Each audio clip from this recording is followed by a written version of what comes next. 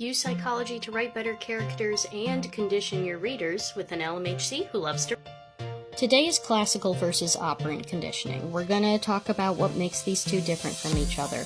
And I'm not only going to talk about how you can use this with characters, but I'm going to try and describe how you can use this to get certain reactions from your audience. Classical conditioning does not create new behaviors. What it does is it pairs an old or natural behavior with a new cue. You're turning something that's neutral into something that's emotionally significant. This is what people are talking about when they talk about Pavlov's dogs.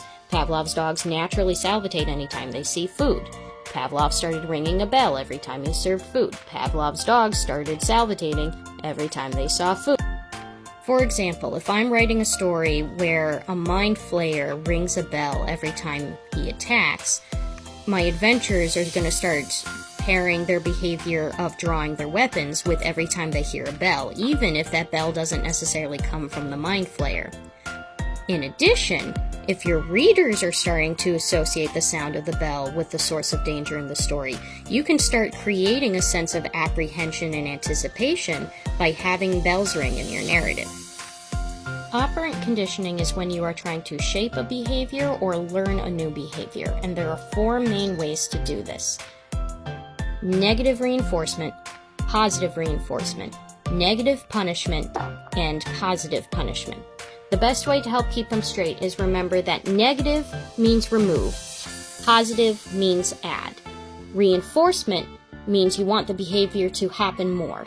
Punishment means you want the behavior to happen less. Let's break them down. Let's say I have a character with a developing superpower, and I want to increase how often my character is going to rely on this superpower. Negative reinforcement would be, we have the unpleasant stimulus of a mind flayer here.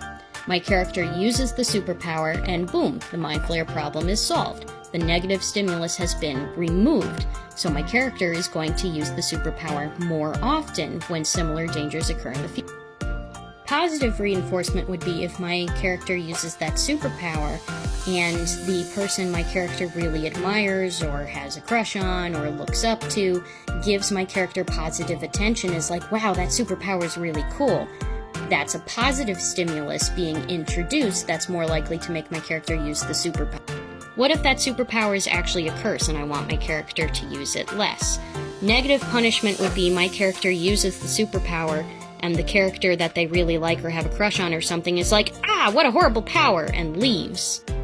And positive punishment would be the mind flayer shows up and is like, ooh, I'm going to eat your brain so I can inherit that superpower.